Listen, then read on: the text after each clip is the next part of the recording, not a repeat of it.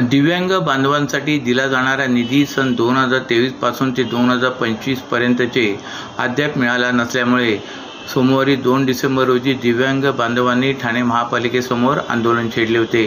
तसेच भाजपा दिव्यांग विकास आघाडीचे ठाणे शहर जिल्हा अध्यक्ष आनंद बनकर यांच्या अध्यक्षतेखाली आंदोलन करण्यात आले। या निधी मिळाला नसल्यामुळे दिव्यांग बांधवांना अनेक मोठ्या समस्यांना सामोरे जावे लागत आहे।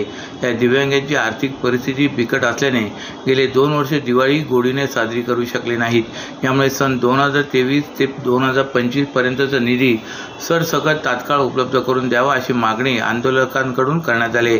तर या संदर्भात ठाणे महापालिकेचे अतिरिक्त आयुक्त प्रशांत रोडे यांची भेट घेतली असता त्यांनी लवकरात लवकर मागील 2 वर्षाचे निधी प्राप्त करून देऊ असे आश्वासन दिव्यांग बांधवांना दिले।